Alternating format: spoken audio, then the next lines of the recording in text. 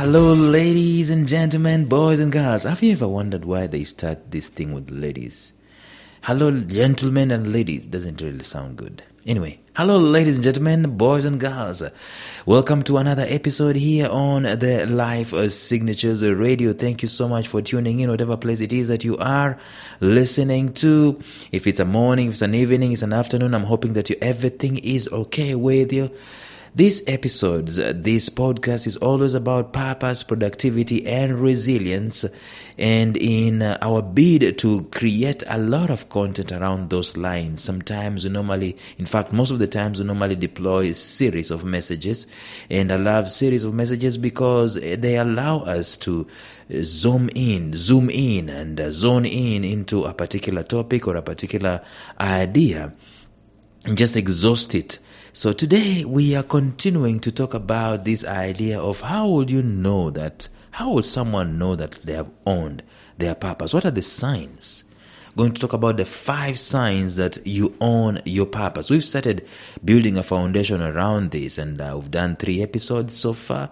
But I feel like today let's just start delving into these 5 signs that will show people that you have owned your purpose. This is going to be interesting. Stay tuned.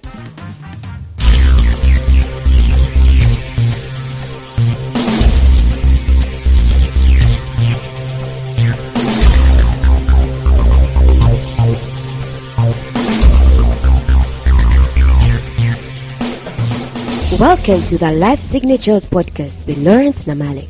Lawrence is a life coach, author, and keynote speaker who loves to tackle different topics on purpose, productivity, and resilience. His mission in life is to awaken all your boundless possibilities available in you. Life Signatures podcast is dedicated to bring to reality every single person who knows that deep down in their gut there's got to be more to life than this. And now, here is your host, Lawrence Namale.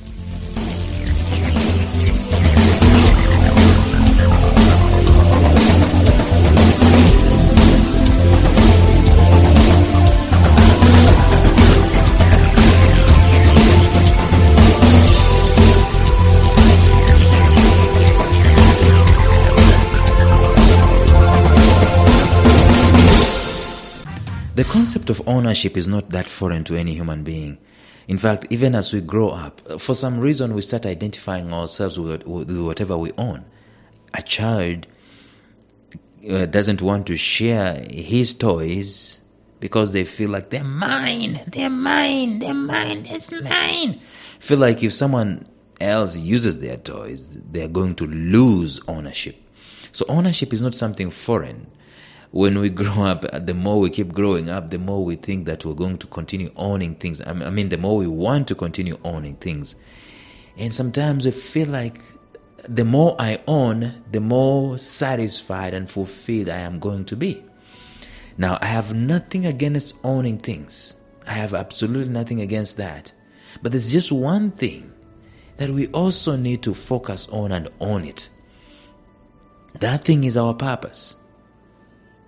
If someone met you and asked you, what are you about? You should be able, without even thinking, to tell them what you are about. No, I'm not saying that you're going to tell them, I am in school. I'm in between jobs. I'm a manager. I'm a housewife. Okay, those are titles, right? Those are circumstantial, transitional seasons that you might be in. But I'm talking about what you are about. What is your life about? What kind of impact is it about? See, you can only say that when you have owned that particular thing, that particular purpose. And I know maybe it feels like I've started this podcast in the middle, because even before we can talk about ownership, we need to talk about other things. How do you come to the level of discovery? And I know I've shared these things with you in some episodes prior. But let's just dive in and talk about ownership.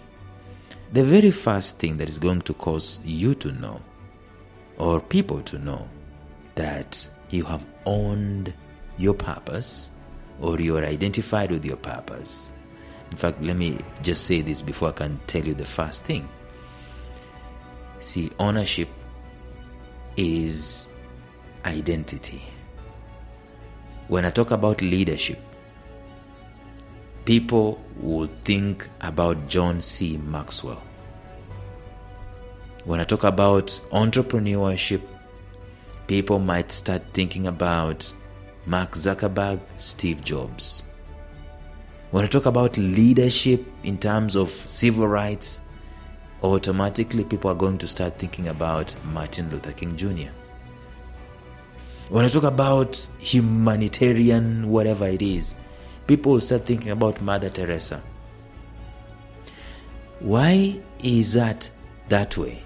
It is because there are some things that these people have done to zero in on an area of life and to make ownership of it. They are not necessarily proclaiming, I own this, but they have veered towards that area. They have zoned into it, and they have done quite a bit of things which we are going to look at. So much so that that area is synonymous to their name. You can even rename that area with them. Okay, have you ever seen people being named after streets or streets being named after people? That's the ownership I'm talking about. So the very first thing, and I've already maybe made an allusion to this, the very first thing that is going to show that you have owned your purpose, in my opinion, is that you have products and you have services around that particular area. Let me say something about purpose and impact.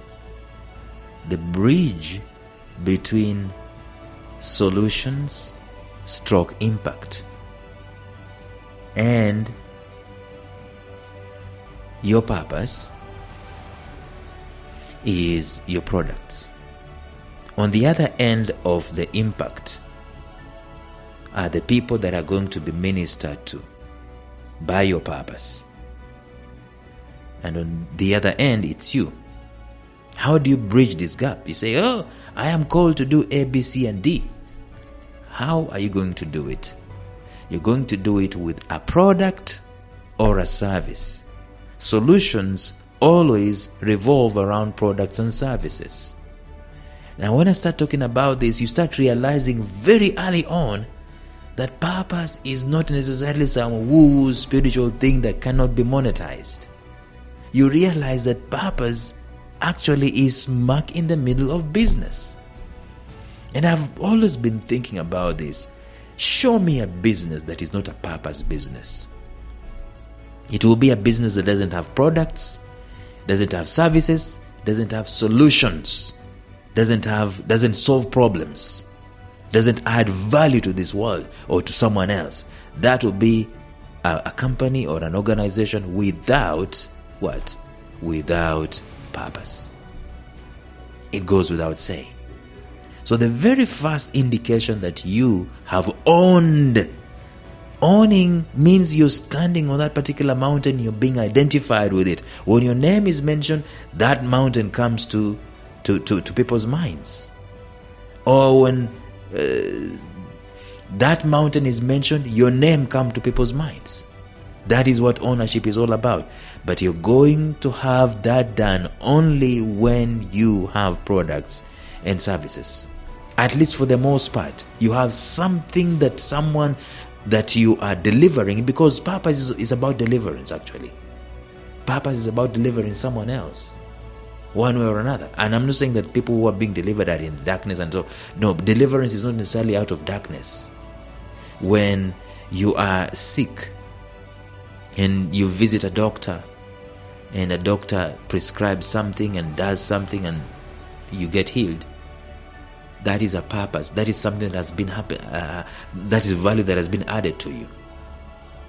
And woe to you if the doctor is not passionate about what he is doing. I've had situations where I've interacted with nurses when my brother was sick, and I swore. I said, these nurses do not belong in this hospital. They belong in a prison, and even prison warders are better sometimes than some of these nurses. I'm going way off tangent.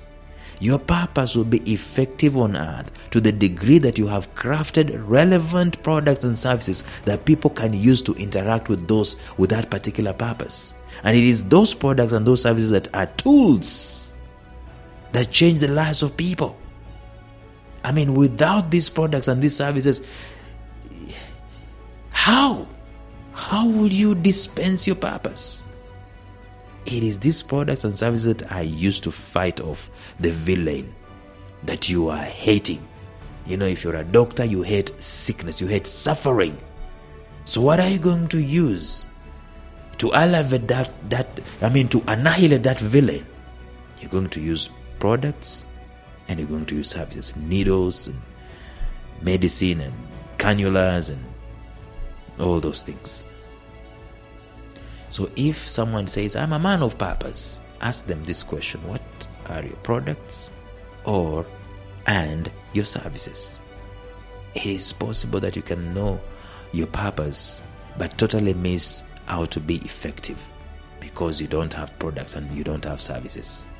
You've not crafted these relevant products, you've not crafted these relevant services that are associated. These are the things they are the tools that you use to solve problems for what your purpose is, because your purpose is always against a villain.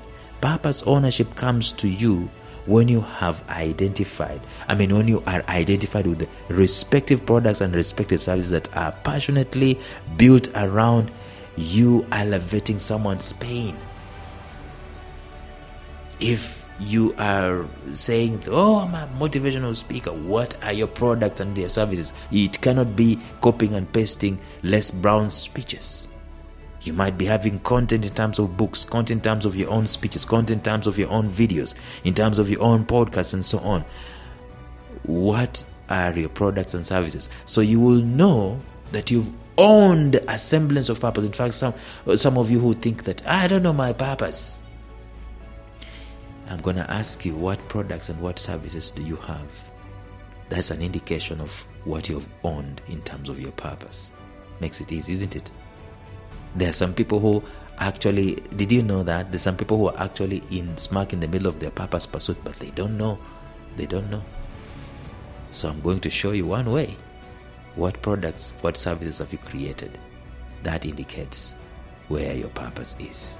So purpose ownership comes alongside building products and building services. Now let us just clarify this and say that you might not build products and services on day one. Once you've known what your purpose is, it doesn't mean automatically you're going to build your products and services. Or even day two, or month one, month two. It takes time, it's a process. So what I'm saying is that if you don't have products and you don't have services, I don't want you to give up and feel like you are a man or a woman who doesn't have purpose. No, I want you to start gravitating towards building those products and those services so that they can be able to serve your people. I don't know who you are and I don't know where you come from. I don't know what you're passionate about. But that passion can only be connected to the people that you want to serve through a product or through a service. So start building it. It can be a book. It can be a course. It can be a seminar. It can be a shop. Whatever it is. It can be something physical, something virtual. But that's what people are going to interact with your purpose. The product or the service is what they're going to interact with your purpose so that it can help them. How do you know you've owned your purpose? When you have products and you have services. Tomorrow, we're going to look at something else. Until then, bye-bye.